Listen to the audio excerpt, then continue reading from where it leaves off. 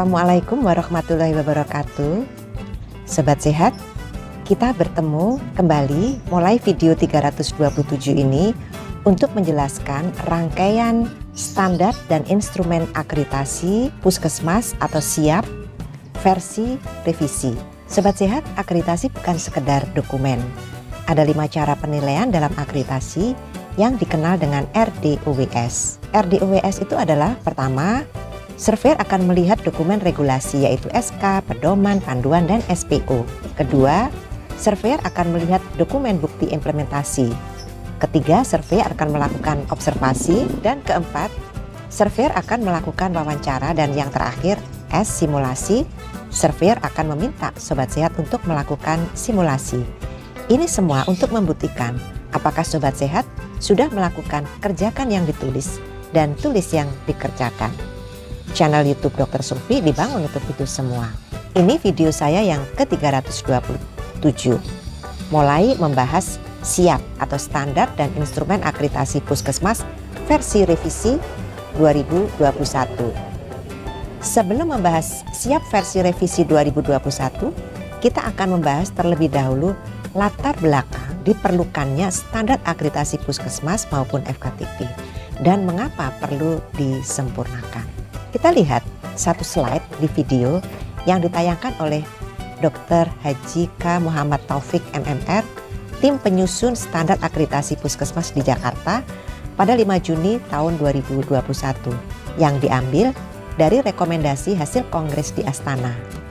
Adapun rekomendasinya adalah untuk mencapai universal health coverage yang berkualitas, maka primary healthcare menjadi fondasi.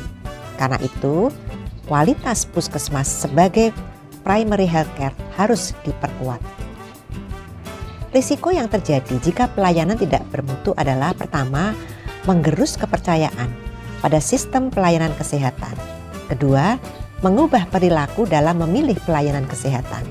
Ketiga, mengurangi motivasi pemberi pelayanan kesehatan. Keempat, merugikan secara finansial. Kelima, risiko serius tidak tercapainya universal health coverage. Adapun intervensi mutu pelayanan kesehatan primer ada 3. Pertama, pengukuran indikator mutu. Kedua, pelaporan insiden keselamatan pasien. Dan yang ketiga, akreditasi. Selanjutnya, kita lihat slide berikut di video. Hasil analisis capaian skor per bab mulai bab 1 sampai dengan bab 9 SIAP versi 2015 berdasarkan hasil survei oleh surveyor FKTP atau Puskesmas yang menunjukkan adanya gap yang cukup besar antara standar dan capaian nilai pada bab 3, bab 6, bab 9 yang merupakan tata kelola manajemen mutu dan risiko. Artinya, nilai terendah ada pada manajemen mutu dan risiko. Sedangkan nilai tertinggi pada manajemen sebagai institusi.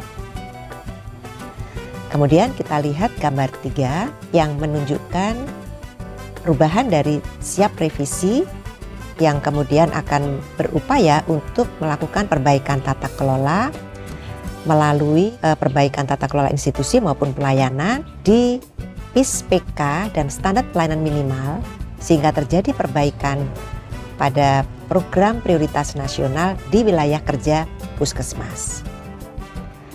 Ada harapan dari manfaat standar dan instrumen akreditasi Puskesmas versi revisi. Apa harapannya? SIAP revisi digunakan sebagai tools untuk meningkatkan mutu secara berkesinambungan atau CQI atau Continuous Quality Improvement melalui perbaikan tata kelola baik di institusi, pelayanan, dan perbaikan. Kemudian PIS/PK dan SPM dan terjadi perbaikan program prioritas nasional di wilayah kerja Puskesmas. Mengapa standar akreditasi Puskesmas harus direvisi? Pertama, untuk menjawab tantangan isu global, baik mutu maupun keselamatan pengguna jasa pelayanan. Kemudian yang kedua, pengembangan ilmu pengetahuan. Ketiga, persaingan global. Keempat, perubahan regulasi. Kelima, mengakomodir program prioritas nasional. Kemudian ketujuh, menjawab universal health coverage yang diharapkan oleh JKM. Kemudian yang berikutnya perlunya simplifikasi standar dan instrumen termasuk pengembangan metode survei berbasis informasi teknologi. Kemudian penguatan penerapan PPI dan sasaran keselamatan pasien. Orientasi tidak hanya pada proses, tapi juga pada capaian program. Penyempurnaan pada versi revisi meliputi pertama penyempurnaan struktur dan kedua penyempurnaan substansi. Adapun penyempurnaan struktur itu meliputi pertama meminimalisasi pengulangan elemen penilaian yang sama. Contoh, kaji banding pada versi 2015 berada pada admin dan UKM. Pada revisi hanya ada di bab 1. Kemudian yang kedua, manajemen sumber daya pada versi 2015 tersebar pada admin, UKM, dan UKP. Pada versi revisi dikumpulkan pada satu bab, yaitu bab 1. Ketiga, peningkatan mutu dan kinerja pada versi 2015 tersebar pada admin, UKM, UKP. Pada versi revisi dijadikan satu bab pada bab 5. Kemudian yang kelima, pengurangan jumlah dan penyempurnaan standar, kriteria, dan elemen penilaian tidak mengurangi program di puskesmas. Kelima, penyempurnaan pokok pikiran. Keenam, elemen penilaian mengikuti pola P1, P2, dan P3, yaitu konsep manajemen.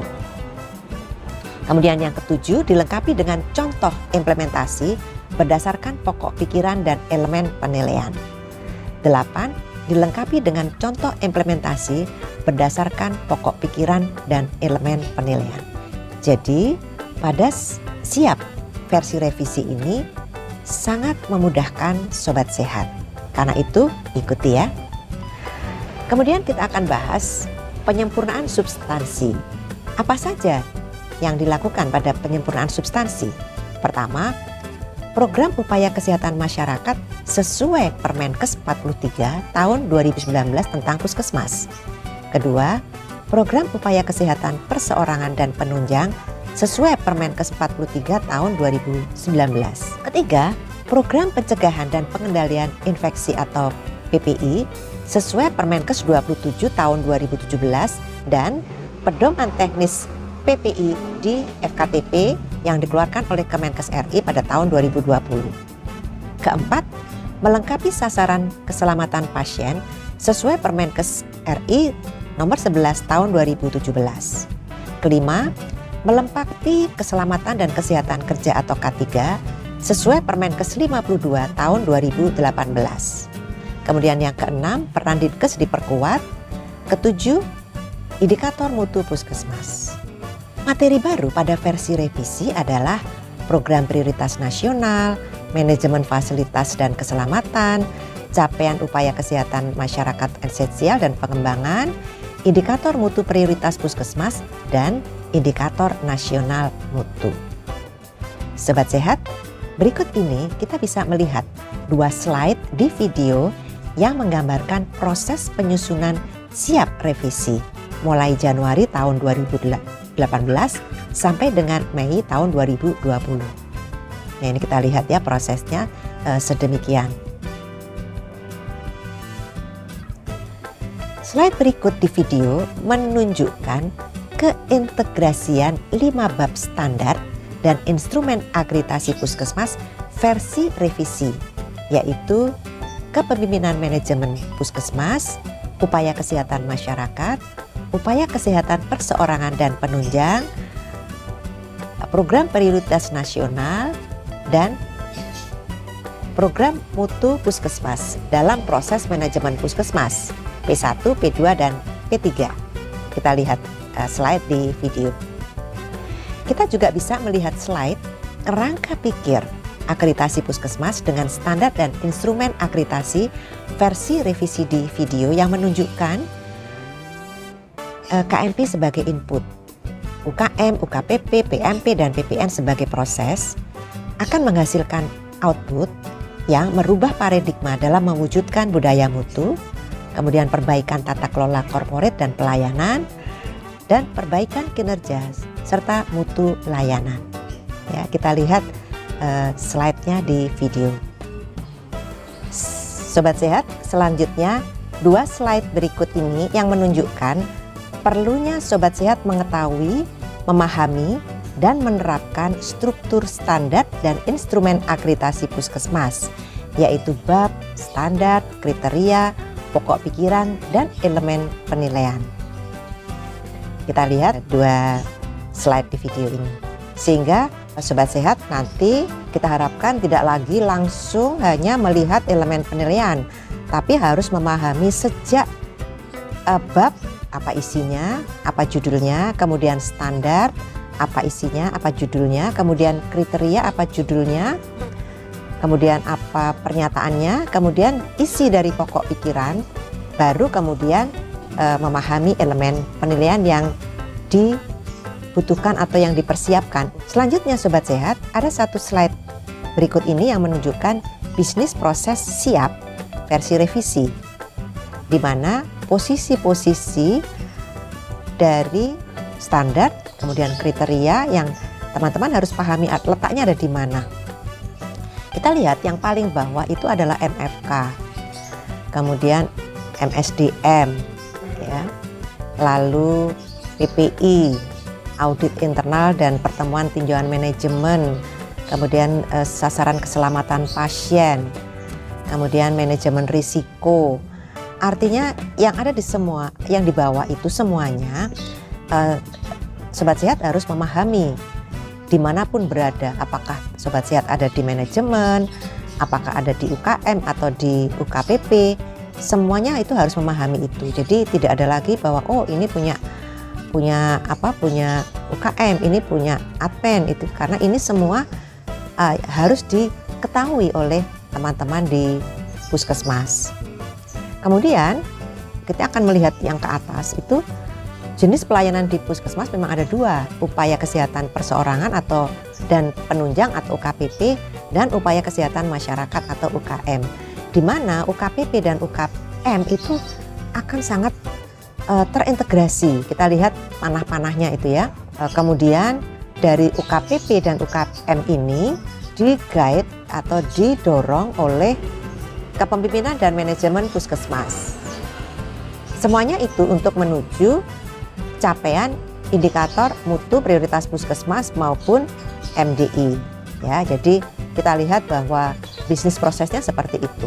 Nah, Sobat Sehat, silakan melihat secara lebih rinci pada lampiran 1 Permenkes RI yang memang belum ada nomornya ya, tentang standar dan instrumen akreditasi puskesmas edisi kedua versi revisi tahun 2021. Demikianlah Sobat Sehat, di video 327 ini kita telah membahas overview standar dan instrumen akreditasi versi 2015 dibanding siap versi revisi. Sobat Sehat, kita akan bertemu kembali di video 328 yang akan membahas tentang 5 bab siap versi revisi 2021. Sampai di sini dulu ya. Saya tetap mengundang masukan dari Sobat Sehat. Silahkan sampaikan di kolom komentar. Semoga selalu sehat. Wassalamualaikum warahmatullahi wabarakatuh.